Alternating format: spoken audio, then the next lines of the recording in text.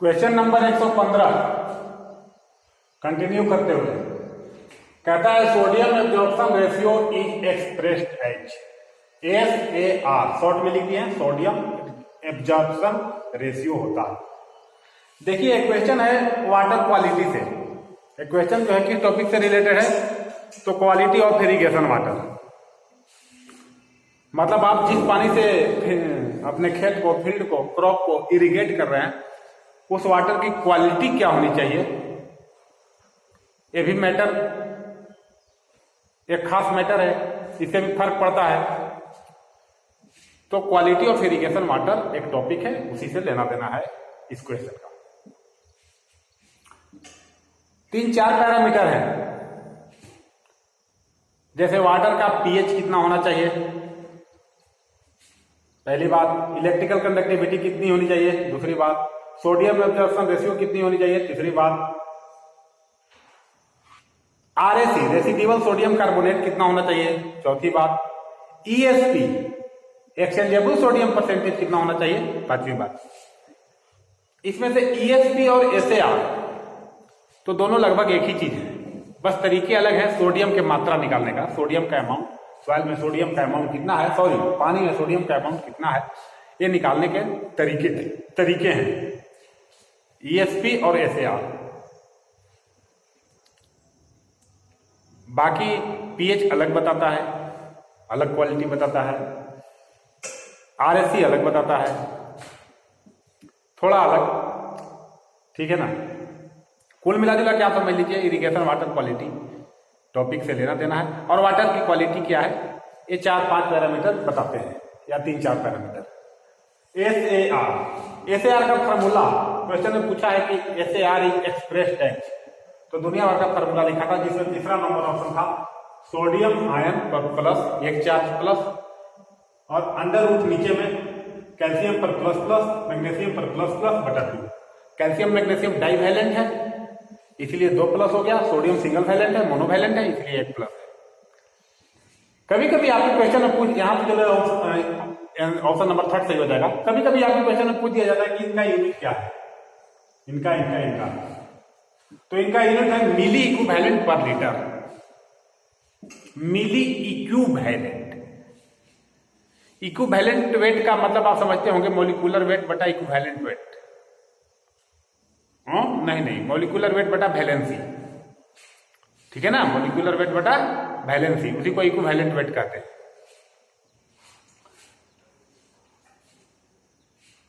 यहां पर मिली इक्विवेलेंट पर लीटर निकलेगा कैसे, तो मिलीग्राम पर लीटर बटा इक्विवेलेंट वेट। खैर इसकी आपको जरूरत नहीं है, फालतू है, ठीक है, इसे आपको कोई लेना देना नहीं। आपको लेना देना इसी से है कि इनको किस यूनिट में रखते हैं, तो इस यूनिट में। नेक्स्ट पैरामीटर है रेसिड्यूअल सोडियम कार्बोनेट। इस पेपर में नहीं पूछा रेसिड्यूअल सोडियम कार्बोनेट 2010 में, 11 में, 12 में हमेशा पूछ देगा, इसका भाई ही है, ये किस्मत से पूछ दिया, ये नहीं पूछेगा तो ये पूछ देगा। RAC क्या होता है, तो RAC होता है कार्बोनेट आयन प्लस HCO3। अब इसको पता ना हाइपर क्या कहते हैं, कुछ कहते होंगे। HCO3 पर 1 माइनस है, CO3 पर 2 माइनस है, इन दोनों को जोड़ दिए और इनके जोड़ में से घटा दिए इन दोनों को जोड़ करके, ये है इसका फार्मूला RAC का, ये भी पूछ देगा आपसे। इनमें ये चारों पैरामीटर का यूनिट क्या है, तो वही मिली इक्विवेलेंट पर लीटर। अब देखिए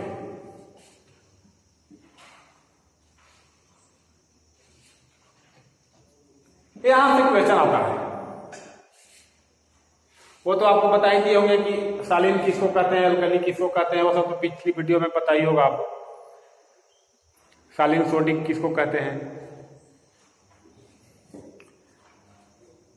RAC का वैल्यू, RAC छोड़ दीजिए, पहले तो SAR की बात हुई तो SAR की बात करिए,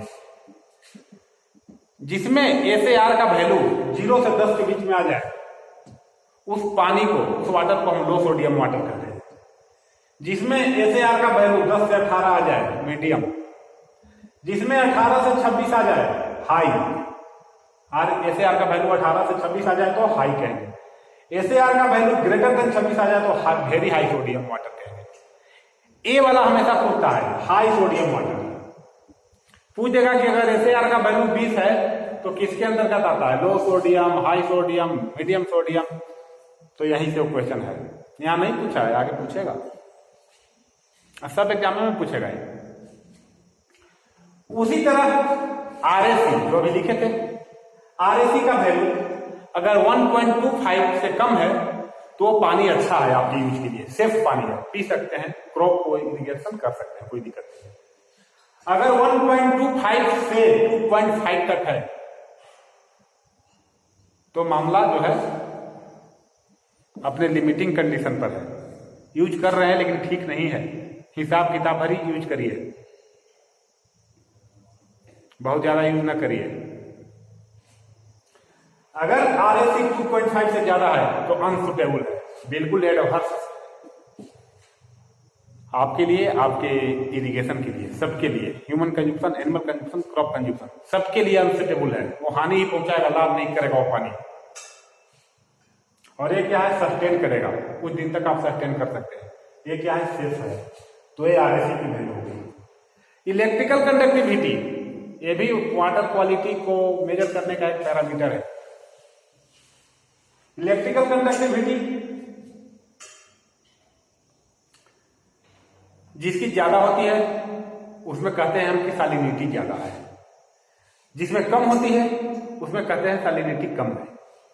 तो देखिए इलेक्ट्रिकल कंडक्टिविटी माइक्रोसेकंड पर सेंटीमीटर, यूनिट है इसका माइक्रोसेकंड पर सेंटीमीटर। सैलिनिटी 1000 मतलब सैलिनिटी का खतरा कितना है। तो जहां पर इलेक्ट्रिकल कंडक्टिविटी 100 से 250 माइक्रोसेकंड पर सेंटीमीटर है, ये वाला है, तो सैलिनिटी का खतरा बहुत कम है, लो है, और इसको क्लास C1 कैटेगरी में रखा गया है। पूछ देगा class C1, class C2, class C3 क्या है। अगर आपकी इलेक्ट्रिकल कंडक्टिविटी, आपका इलेक्ट्रिकल वाटर का इलेक्ट्रिकल कंडक्टिविटी 250 से 700 माइक्रोसेकंड पर सेंटीमीटर है तो सैलिनिटी का खतरा मीडियम है। सैलिनिटी का जोखिम, 1000 मतलब होता है जोखिम या खतरा, मीडियम है। उसी तरह ये है तो हाई है सैलिनिटी का खतरा। ये देखिए इससे बड़ा है, इससे बड़ा है, सबसे ज्यादा बढ़ते जा रहा है नीचे तक। सबसे पहले 100 से 250 हुआ, 250 से 750 हुआ, 750 से 2250 हुआ, और 2250 से फिर ग्रेटर देन 2250। तो जैसे जैसे हम नीचे जा रहे हैं इलेक्ट्रिकल कंडक्टिविटी बढ़ रहा है, तो इलेक्ट्रिकल कंडक्टिविटी का बढ़ने का मतलब कि सैलिनिटी बढ़ना, और सैलिनिटी का बढ़ना मतलब सैलिनिटी का जोखिम नीचे बढ़ते जा रहा है। लो से मीडियम हुआ, मीडियम से हाई हुआ, हाई से वेरी हाई हो गया, class C1, C2, C3, C4 हो गया। इसी से क्वेश्चन पूछा जाएगा, इससे ज्यादा कहीं क्वेश्चन नहीं पूछेगा। Water irrigation, water quality topic से इधर ही से क्वेश्चन पूछेगा बस।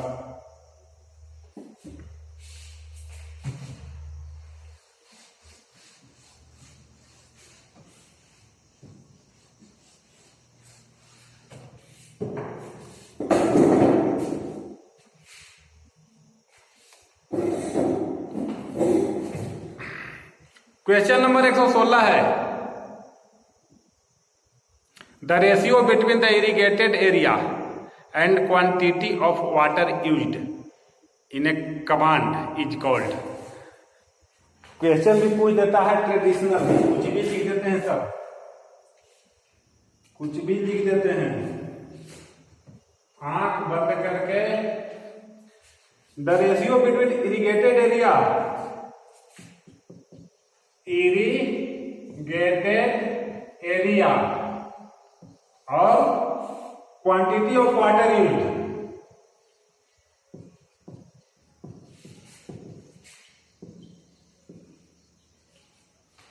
इसको क्या कहेंगे? तो पहला है डेल्टा, दूसरा है बेस पीरियड, तीसरा है ड्यूटी और चौथा है बेस रेशियो। तो तीसरा हो जाएगा सही ड्यूटी।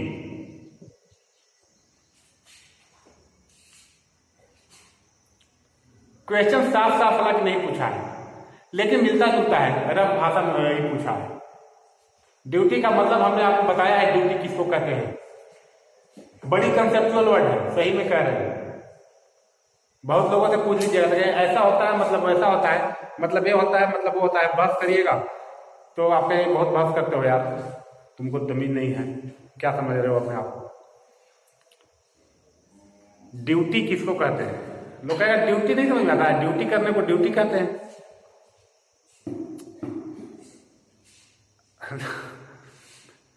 अब किताब भी पढ़ लीजिए नहीं समझ में आएगा। हालांकि इसके पहले बताया वीडियो में, हमको याद है ड्यूटी किसको कहते हैं। देखिए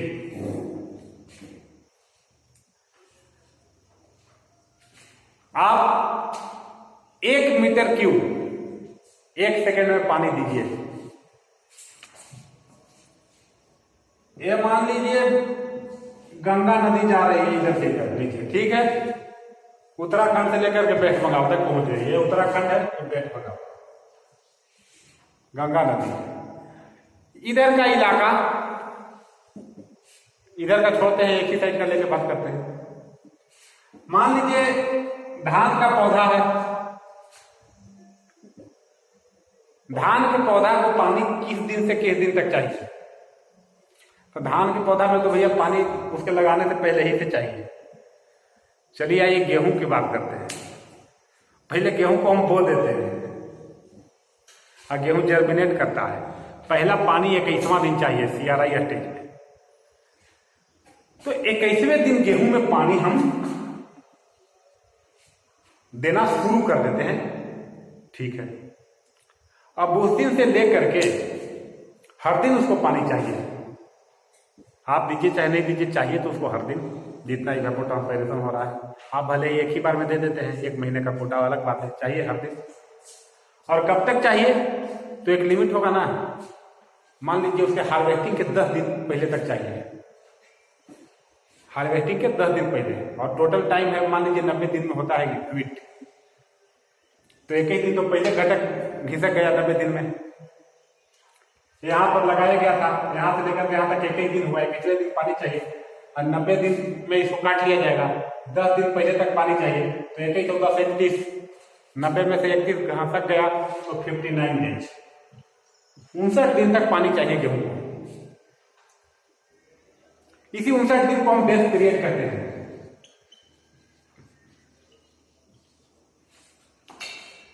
एक मीटर क्यूब पर सेकेंड से मान लीजिए डिस्चार्ज हो रहा है, 1 मीटर क्यूब पर सेकेंड। ये कैनाल है चाहे गंगा नदी है, जो भी है, वाटर सोर्स है, इससे आप पानी ले रहे हैं 1 मीटर क्यूब पर सेकेंड। 1 सेकेंड में आप 1 मीटर क्यूब पानी ले रहे हैं, तो आप निकालिए कि 59 दिन में आप कितना पानी आप ले लेंगे।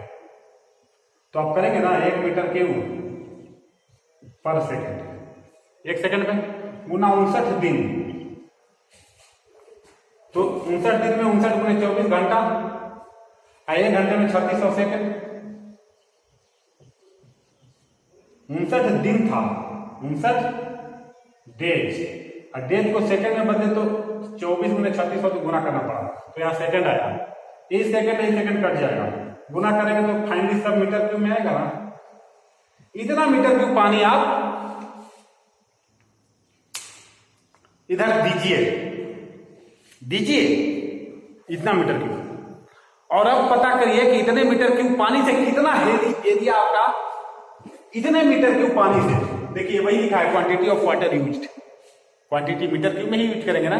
तो इतने मीटर क्यूब पानी को यहां रख दीजिए, उससे कितना एरिया आप इरिगेट करेंगे उसको कहते हैं ड्यूटी। ठीक है, कोई बात नहीं, आंसर हो गया। चलिए आगे आइए, क्वेश्चन नंबर 117 है। The concept of potential evapotranspiration was suggested by. Potential evapotranspiration का कंसेप्ट किसने सजेस्ट किया था? तो क्वेश्चन ये नहीं कर रहा है कि इधर नवीनतम मतलब लेटेस्ट या ओल्डेस्ट, फिर पूछ रहा है सजेस्टेड बाय। तो जो सबसे पहले किया था उसका नाम लिखेंगे कि जो बाद में किया है उसका नाम लिखेंगे? 2 आदमी किया है, एक थ्रॉनवेट पोटेंशियल, 117 नंबर क्वेश्चन, पोटेंशियल इवेपोट्रांसपायरेशन पहली बार थ्रॉनवेट ने किया था, थ्रॉनवेट। 1948 में। उसके बाद पेनमैन मोंटिज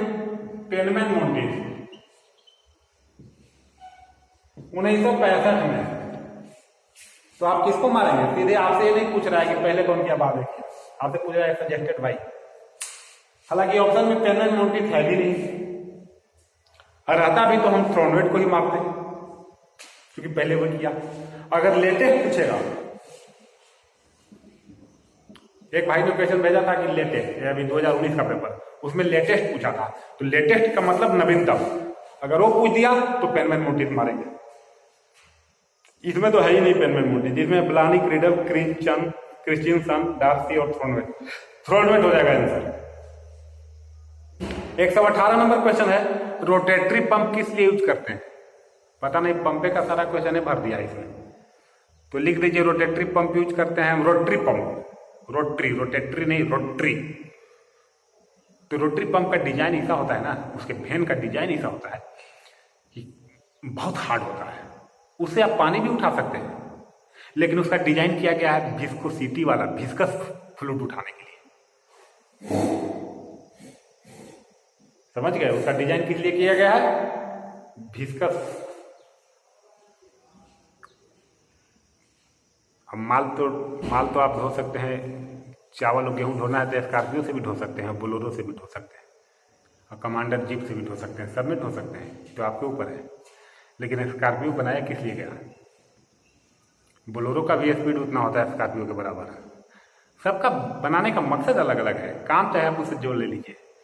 रोटरी पंप का बनाने का मकसद था कि उसके अंदर उसके इंपेलर का ऐसा डिजाइन किया गया है कि हाई झटका लगने पर, हाई कैविटेशन पैदा होने पर भी उसका इंपेलर टूटे नहीं, डैमेज नहीं हो।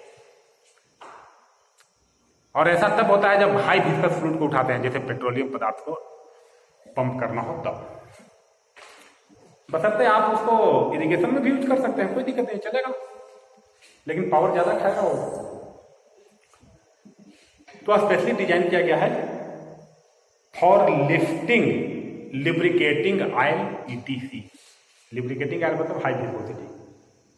पहला ऑप्शन है फॉर लिफ्टिंग इरिगेशन वाटर, इसके लिए डिजाइन नहीं किया गया है, इसके लिए कॉमनली यूज नहीं करते हैं, जनरली इसके लिए यूज नहीं करते हैं। यूज कर सकते हैं इमरजेंसी में, लेकिन इसके लिए नहीं करते हैं क्योंकि उसकी पावर कंजम्पशन बहुत ज्यादा है।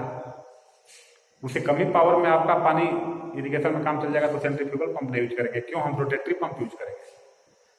तो स्पेशली डिजाइन किया गया है हाईली विस्कस फ्लूइड के लिए, मतलब option number second, lubricating oil के लिए। उसके बाद देखिए क्वेश्चन नंबर 119 का था एप्लीकेशन एफिशिएंसी क्या है। इसके पहले वीडियो में बता दिए कि water deliver to the field, न water stored in the root zone divided by water deliver to the field. जो आप पानी दिए उसमें से कितना पानी रूट जोन में स्टोर हुआ वो ऊपर में लिख दीजिए, और नीचे में आप जो टोटल पानी फील्ड में दिए हैं वो लिख दीजिए। क्वेश्चन नंबर 120 है Jacob modification of Theis non equilibrium equation are valid for. Jacob modification बता दिया पिछली वीडियो में।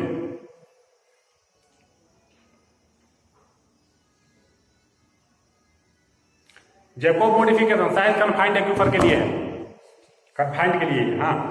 कन्फाइंड एक्यूफर में स्टडी स्टेट इक्वेशन में थीज, THEAS, थीज नाम का एक साइंटिस्ट इक्वेशन दिया था। थीज इक्वेशन था किसके लिए? स्टडी स्टेट और कन्फाइंड एक्यूफर।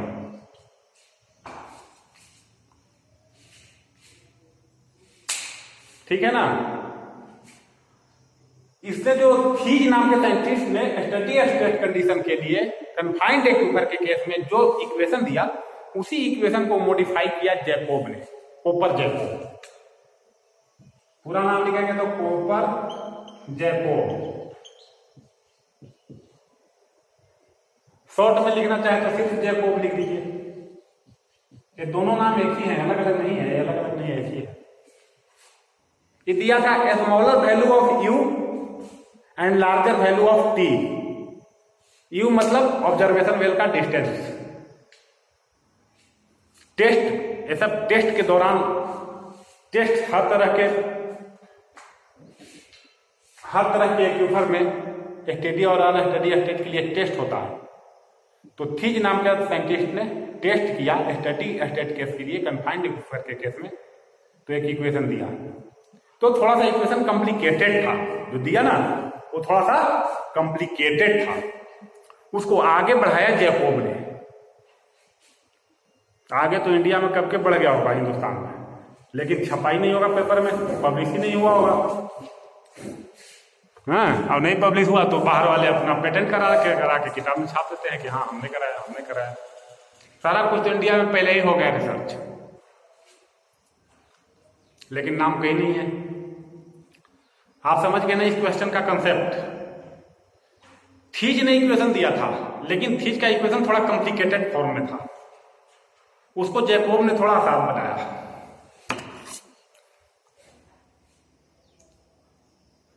और वह आसान बना दिया और कह दिया कि हमारा इक्वेशन तभी वैलिड है जब टेस्ट वेल से ऑब्जर्वेशन वेल की दूरी कम हो।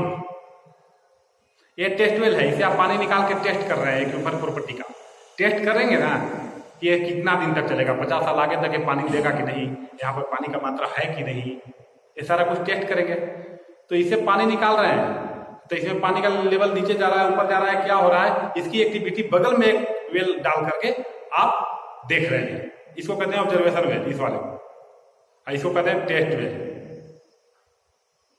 तो ये दोनों के बीच की दूरी कम हो, लेकिन पंपिंग लंबे समय तक हो। ऐसा कह करके, ऐसा मान करके जैकोब ने ऐसा माना कि दोनों की डिस्टेंस कम है, लेकिन पंपिंग हम लंबा टाइम तक कर रहे हैं। ऐसा मान करके थीज के कॉम्प्लिकेटेड इक्वेशन को थोड़ा आसान कर दिया। ये हो गया खत्म, ठीक है, ये हो गया खत्म। आज लगभग सारा कंसेप्ट बता दिए, थोड़ा दाएं बाएं का बचा होगा। एक पेपर में हमने पूरा बना दिया। अगर आप पूरी तरह से, अगर आप हमारी बातों को सुने हैं, नोट कर लीजिए। और नहीं तो बहुत ज्यादा जो होशियार लड़के होते हैं ना, बढ़ा के देखते हैं जल्दी आंसर। तो जल्दी देखिए, चाहे पूरा देखिए, वो आप समझिए। लेकिन अगर आप पूरा देख लेंगे तो हमें नहीं लगता है कि क्वेश्चन छूटेगा। जितना हमने बोल दिया वो सब तो आता ही है, जो बोले हैं वो सब आता है। कुछ और आता होगा अलग बात है, लेकिन जो हम बोले हैं वो सब आता है। और जो आता होगा वो तो आगे देखेंगे क्या होता है। अगर आपको कोई प्रॉब्लम हो तो आप इस नंबर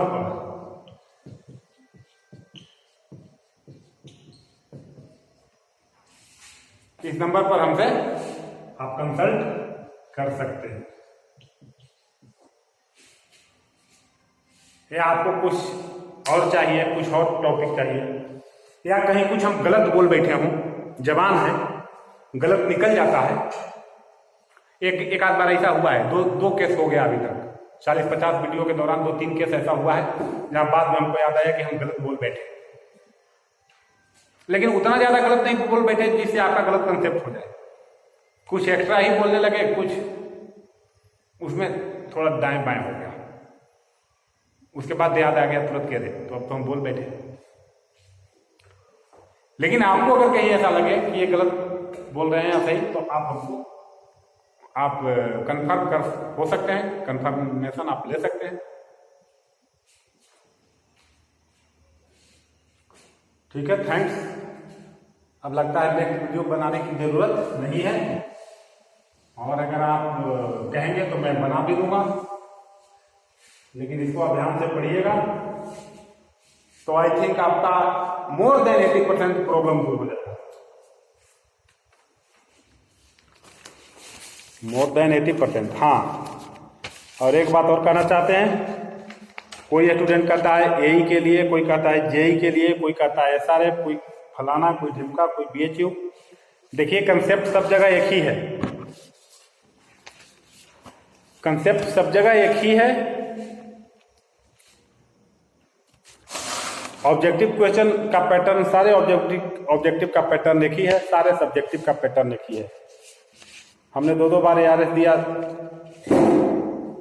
सब क्वेश्चन रटा रटन आता है, टोटल रटा रटन।